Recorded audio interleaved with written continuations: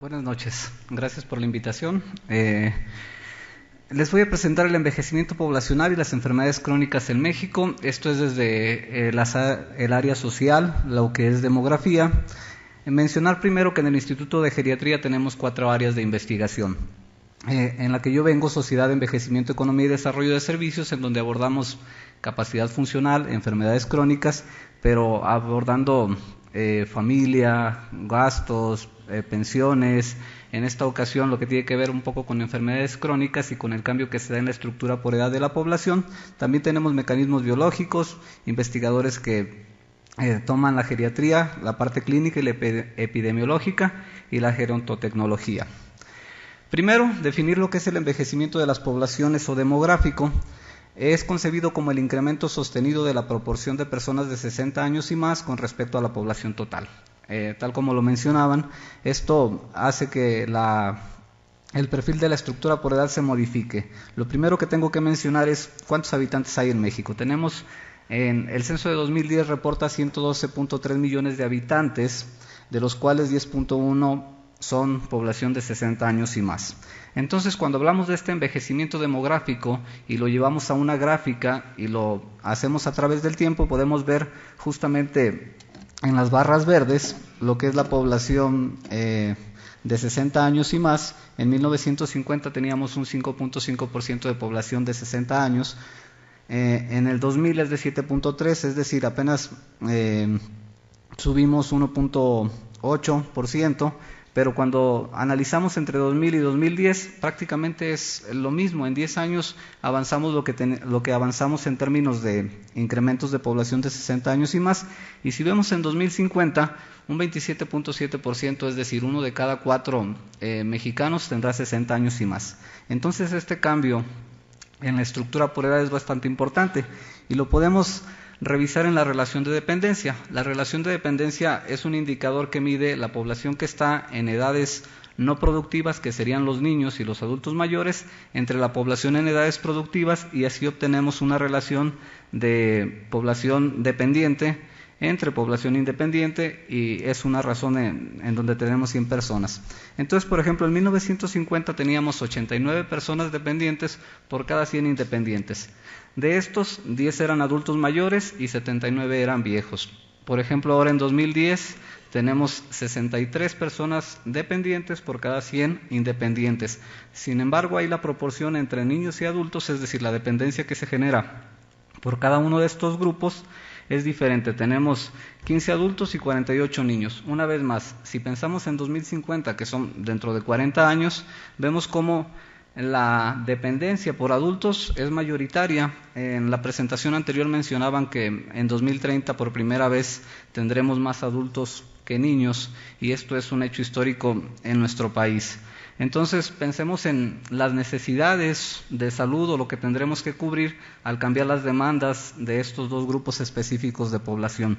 Si en los 50 hasta los 90 necesitábamos escuelas, probablemente ahora lo que necesitemos sean más hospitales, centros de día, lugares en donde podamos atender a los adultos mayores.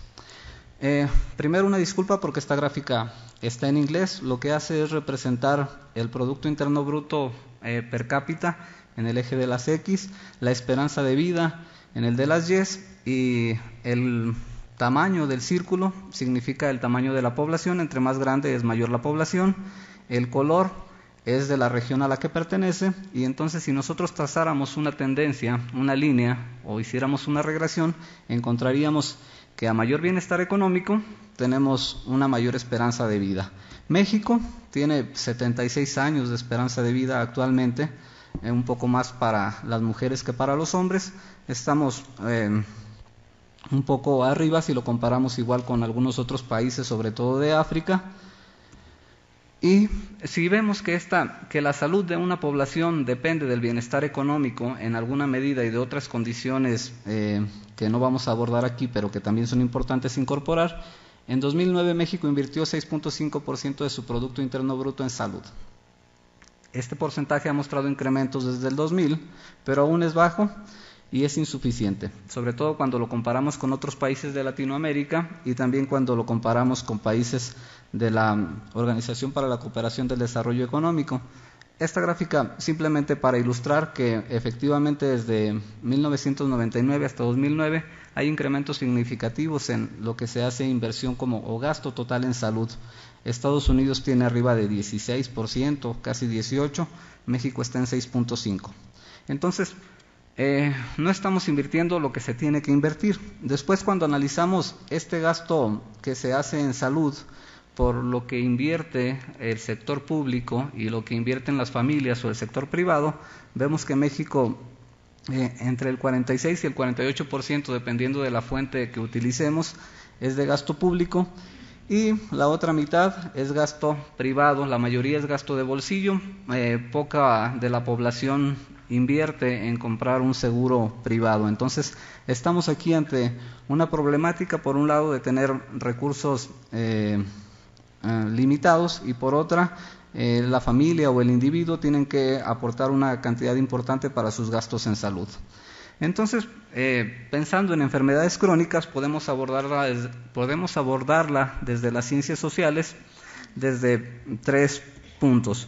Primero, prevención, atención, factores de riesgo, determinantes sociales, que no voy a ahondar en esta presentación porque la doctora Mariana lo va a hacer un poco más adelante. Pero sí podemos ver los niveles que tenemos de estas enfermedades crónicas y lo podemos hacer a través de las principales enfermedades que causan la muerte, a través de morbilidad, que puede ser por prevalencia o por egresos hospitalarios, y dependiendo de el nivel que estemos midiendo es la fuente de información que vamos a utilizar. También podemos analizar las enfermedades crónicas en relación con la discapacidad, es decir, cuál es su asociación. ¿Será que aquel que tenga una enfermedad crónica efectivamente tendrá discapacidad? También debemos analizar, desde las ciencias sociales, económicas, el costo tanto para el individuo, para la familia y también para la nación. Y cómo tener una enfermedad crónica puede afectar a la familia y cuáles son los cuidados que necesita el individuo. Entonces, esta gráfica, que es con información del Estudio Nacional de Salud y Envejecimiento, que se levantó en 2001, que es uno de los pocos que está dedicado justamente a población envejecida y población en edades avanzadas, porque toma a población de 50 años y más, lo que trato de representar aquí es que hay diferencias cuando analizamos el promedio de enfermedades. Hay diferencias por sexo, las mujeres tienen un promedio más alto de enfermedades, aquí estamos considerando 7, más adelante se las voy a mencionar. Entre tamaño de localidad no hay diferencias, probablemente si hacemos un análisis un poco más fino podríamos ver que por enfermedad sí hay algunas diferencias. Por ejemplo, diabetes e hipertensión tienen una prevalencia mayor en el ámbito urbano que en el no tan urbano. En ENASEM se pregunta si el individuo antes de cumplir los 10 años tenía baño dentro de su vivienda. Este puede ser tomado como un indicador de nivel socioeconómico o como un indicador de urbano-rural, ya que toda esta población es nacida antes de 1950 y entonces los servicios en la vivienda eran de alguna manera diferenciados. Lo que encontramos es que hacen diferencia, y cuando vemos escolaridad, pues bueno, a mayor escolaridad, menor promedio de enfermedades. Si analizamos mortalidad, lo podemos hacer desde el Sistema Nacional de Información en Salud. Interesante ver cómo 5 enfermedades concentran el 41.6% de las muertes: diabetes mellitus y enfermedades isquémicas del corazón con 12.8%, las enfermedades cerebrovasculares, la pulmonar obstructiva crónica y las enfermedades hipertensivas. Aquí destacar que es población de 65 años y más y que son 5 enfermedades en las que podrían concentrarse los esfuerzos y entonces podríamos estar disminuyendo la mortalidad por estas causas. Si pensamos en morbilidad, y una vez utilizo información del Estudio Nacional de Salud y Envejecimiento en México, esta es población de 60 años y más, y aquí lo que quiero destacar, las 3 enfermedades que se presentan con mayor recurrencia en la población de 60 años y más: hipertensión, diabetes y artritis. También mencionar que no todos los adultos mayores tienen enfermedades crónicas. Un 37.4% de los adultos mayores no tienen diagnosticada una enfermedad. Entonces, probablemente habría que hacer un análisis un poco más fino una vez más para tratar de identificar efectivamente cuáles son estas enfermedades. También en morbilidad, las mujeres, los que tienen una edad más avanzada y los que viven en un ámbito más urbano tienen un mayor porcentaje de población que tiene estas enfermedades crónicas. Cuando pensamos en enfermedades y cuando pensamos en adultos mayores, es obvio que no tienen solamente una enfermedad, algunos tienen comorbilidades. Lo que hice aquí fue, de aquellos que dijeron que tenían al menos una enfermedad diagnosticada, ver cuáles son las combinaciones que se presentan en la población. Entonces tenemos, por ejemplo, que 30.5% de aquellos que tienen al menos una enfermedad, esa enfermedad es hipertensión, después artritis, después hipertensión y artritis, esta combinación, y así podemos ver que en prácticamente todas las combinaciones hipertensión está presente. Entonces ahí tenemos otra enfermedad identificada en la que podríamos empezar a incidir y poder bajar un poco las prevalencias de estas enfermedades. Aquellos que tienen enfermedad crónica hacen un uso más intensivo de los servicios de salud. Este es con información de la Encuesta Nacional de Salud y Nutrición que se levantó en 2006. Y es morbilidad, haber recibido o buscar atención médica ambulatoria y haber sido hospitalizado cuando menos una vez un año previo del estudio. Cuando tratamos de identificar, una vez que controlamos por otros factores, cuáles son las enfermedades que en este caso determinan la hospitalización de población de 60 años y más, vemos que cáncer, ataque al corazón y embolia son las enfermedades que tienen un impacto mayor para ser hospitalizados. Además de todo esto, también necesitamos estimar los costos, porque efectivamente tenemos una población de adultos mayores creciente y no hay tanta información o no hay tantos análisis sobre lo que cuesta la enfermedad. Son escasos los estudios, los que lo hacen por enfermedad. No existe un consenso de cuál es el costo total de las enfermedades crónicas y tampoco por cada una de ellas. Considero que es necesaria una mejor estimación. Y lo que sí es, dentro de lo que leemos, siempre prevalece que la mitad del presupuesto de las instituciones públicas se destinen a atender enfermedades crónicas no transmisibles, entre ellas diabetes e hipertensión arterial. Ahora bien, si mezclamos un poco la presión que impondrá el envejecimiento en los sistemas de salud con algunos indicadores, esta es información del Informe Financiero y Actuarial de 2010 del ISSSTE, en donde, por ejemplo, dividen a la población de menos de 65 años y a la población de 65 años y más. Entonces, de los de 65 años y más, 8.4 de cada 100 se hospitalizaron en 2009, 2.8 de cada 100 de los menores de 65.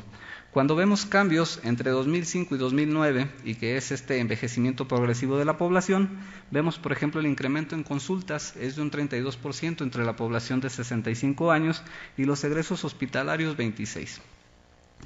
Y haciendo un vínculo con discapacidad, en el censo de población de 2010 hay 7 actividades en las que se le pregunta a la población si tiene dificultad para realizarlas. Un 26% de los que tienen 65 años y más dijo tener dificultad para realizarlas. Además de estos costos directos que tienen que ver con las enfermedades crónicas, están los indirectos, aquellos que causan discapacidad. Diabetes ocasiona pérdidas importantes de años de vida saludable por muertes prematuras y altos niveles de discapacidad. Flavia Andrade estimó la esperanza de vida con diabetes y, por ejemplo, un hombre que tiene 60 años y que se espera que viva alrededor de 20, pasará 2.9 con diabetes. Las mujeres se espera que lo hagan 4 años. Suponiendo que y entendiendo que el tener una enfermedad crónica no necesariamente significa que se tenga discapacidad, nosotros una vez más con el Estudio Nacional de Salud y Envejecimiento tomamos a la población que en la primera ronda nos dijo que no tenía discapacidad y analizamos 2 años después a esta misma población cuál era su condición.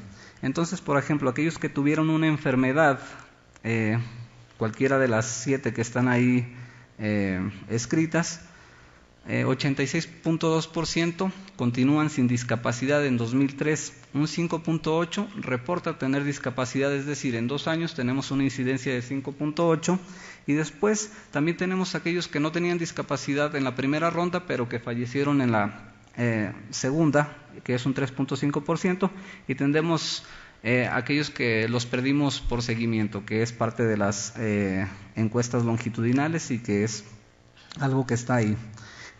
Como conclusiones, la condición de salud de los adultos mayores interviene en factores personales, familiares, económicos y sociales. La presencia de enfermedades crónicas, la edad a la que se diagnosticó al individuo, el número y la combinación de estas enfermedades determinan el estado de salud individual y poblacional. Debemos tener estrategias de prevención, ya que estas enfermedades son complejas, son de larga duración y eventualmente incrementarán los costos de la atención a la salud. Aquí quiero remarcar que envejecimiento no es sinónimo de enfermedad crónica. Y finalmente, tengo una tabla que probablemente sean bastantes números, mi formación me lo exige así. Lo único que voy a resaltar aquí es cómo el cambio en la estructura por edad de la población, que es lo que mostraba en la tercera diapositiva, nos da pauta para analizar cómo se incrementarán estos costos.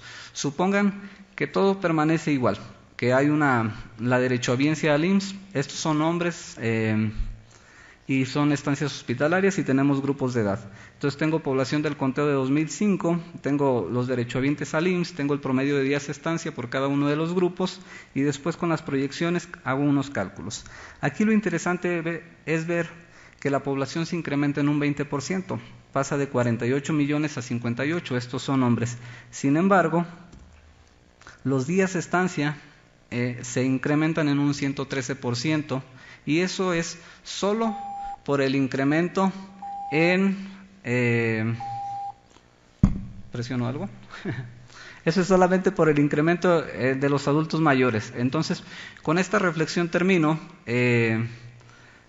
Aunque no cambie nada, aunque tengamos población más educada, aunque haya una población con menos enfermedades crónicas, el simple hecho de que aumente el número de adultos mayores va a hacer que haya una presión hacia los sistemas de salud. Gracias. Gastos, pensiones, en esta ocasión lo que tiene que ver un poco con enfermedades crónicas y con el cambio que se da en la estructura por edad de la población. También tenemos mecanismos biológicos, investigadores que toman la geriatría, la parte clínica y la epidemiológica y la gerontotecnología. Primero, definir lo que es el envejecimiento de las poblaciones o demográfico. Es concebido como el incremento sostenido de la proporción de personas de 60 años y más con respecto a ver justamente en las barras verdes lo que es la población de 60 años y más. En 1950 teníamos un 5.5% de población de 60 años. En el 2000 es de 7.3, es decir, apenas subimos 1.8%, pero cuando analizamos entre 2000 y 2010 prácticamente es lo mismo. En 10 años avanzamos lo que avanzamos en términos de la población total. Tal como lo mencionaban, esto hace que el perfil de la estructura por edad se modifique. Lo primero que tengo que mencionar es cuántos habitantes hay en México. Tenemos... En el censo de 2010 reporta 112.3 millones de habitantes, de los cuales 10.1 son población de 60 años y más. Entonces, cuando hablamos de este envejecimiento demográfico y lo llevamos a una gráfica y lo hacemos a través del tiempo, podemos... Buenas noches, gracias por la invitación. Les voy a presentar el envejecimiento poblacional y las enfermedades crónicas en México. Esto es desde el área social, lo que es demografía. Mencionar primero que en el Instituto de Geriatría tenemos 4 áreas de investigación. En la que yo vengo, Sociedad de Envejecimiento, Economía y Desarrollo de Servicios, en donde abordamos capacidad funcional, enfermedades crónicas, pero abordando familia, términos de incrementos de población de 60 años y más. Y si vemos en 2050, un 27.7%, es decir, 1 de cada 4 mexicanos tendrá 60 años y más. Entonces este cambio en la estructura por edad es bastante importante y lo podemos revisar en la relación de dependencia. La relación de dependencia es un indicador que mide la población que está en edades no productivas, que serían los niños y los adultos mayores, entre la población en edades productivas